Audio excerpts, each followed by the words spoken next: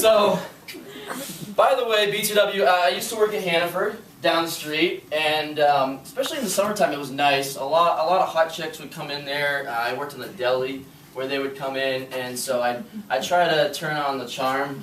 Not that I have any. And so this one chick, she comes in ordering some shit, turkey or whatever, and you know, so we're talking, and I'm like, I'm like, oh yeah, we seem to be hitting it off.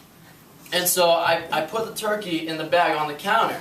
I push it over to the right side of the counter, specifically so she had to reach to grab it with her left hand, and I could see if there was a ring on her hand.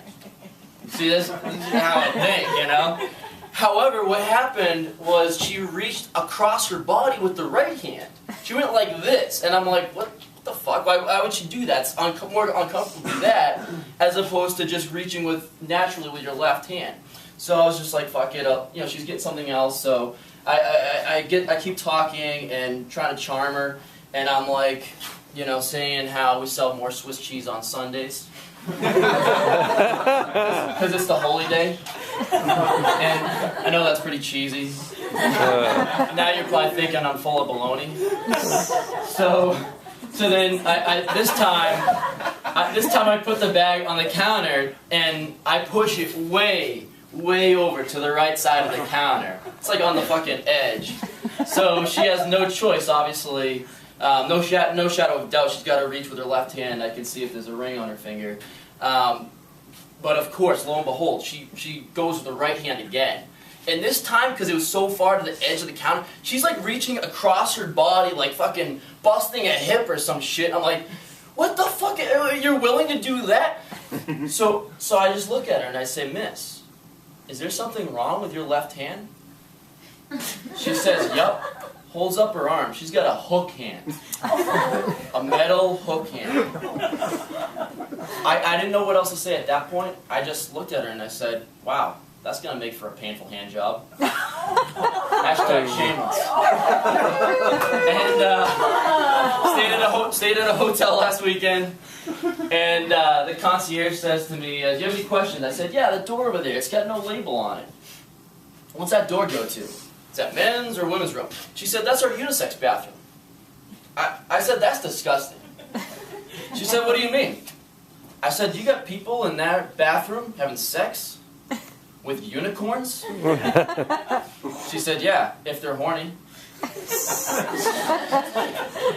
And I got a couple of roommates. One of them has a cat, or actually two cats. And very strict rule about the cats. They're not allowed to leave the house under no circumstances. And so you can imagine how alarmed I was the other day when I get home from work, and one of the cats was right in the middle of the street. So I'm like, oh shit! I gotta get the cat. I gotta bring it inside. What the fuck? You know, my roommate's gonna be pissed if she comes home and the cat's outside. And so I grab the cat and you know, I'm dropping all my papers and shit's going everywhere. And so I get to the door and I'm like struggling to try to unlock the door with one hand, and I'm holding the cat with the other hand. The cat slips out of my arms, and it's running around in the street again, and I'm chasing it. I'm down on my hands and knees, looking underneath the cars. I'm looking like a crackhead who lost his stash. And finally, 20 minutes later, I grab the cat, I bring it inside. I'm like, oh, thank God, you know, I get it in the living room. There's both of her cats sitting on the couch. They're just like chilling there. Her actual cats. I don't know whose cat that was, but that I did grab. But next thing I know, all three cats are like circling each other, hissing and shit. Like, and I'm like, oh Jesus Christ! I need to break up. This is gonna be a cat fight. I'm gonna be even more trouble now.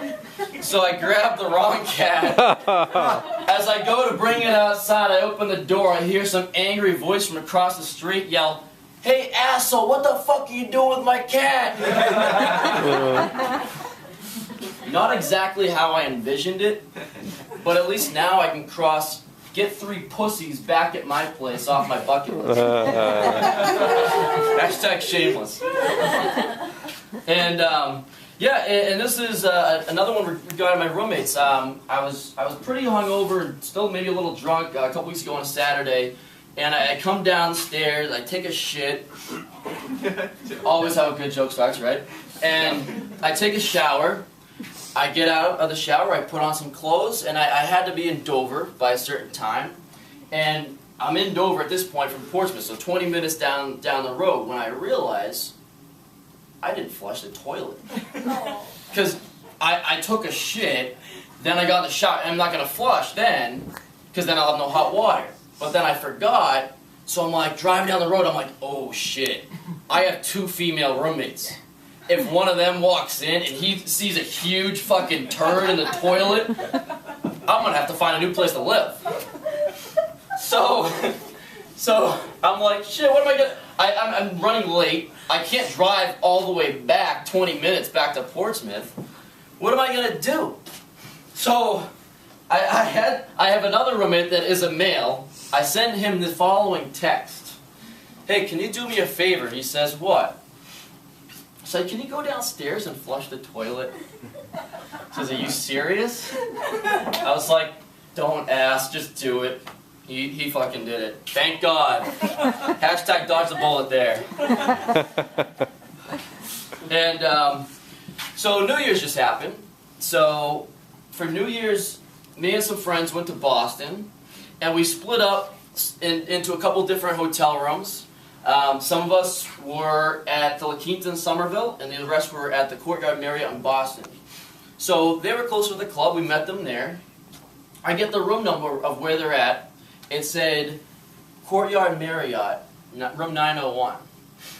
So we get up to room 901. We got like bottles of champagne and liquor and shit, and you know, all rowdy. It's like 10 o'clock on New Year's Eve. So we get up to the door, and just joking around, I start pounding on the door, and I'm like, open up, hotel security, we got a noise complaint, you gotta get the fuck out of here right now, pounding on the door.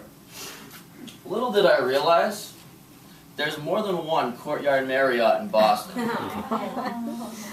So when the door swung open, it wasn't my friends on the other side of the door. It was a 60-year-old couple standing there in their fucking underwear. Yeah. So, it was my birthday recently. So, what, I say it's my birthday and nobody... That's pretty good. And so it was cool, you know, it's always good when it's your birthday, people say happy birthday, they text you right on your wall and shit. And there was one that really stood out though. It was Kelsey Fatbellies. I got a text from her that day. It was middle of the day. The text said, "Hey Andre, happy birthday. Can I come by later and sit on your face?" Hey, she might be a keeper. Not a lot of girls will go ask the mouth. And with it being my birthday, though, I started to feel all sentimental and reflective, thinking about where my life is at right now. You know, I'm like, shit, what am I doing, you know? I'm 28, still single, with no kids. My biological clock is ticking. Thank you very much. Jeremy, love you.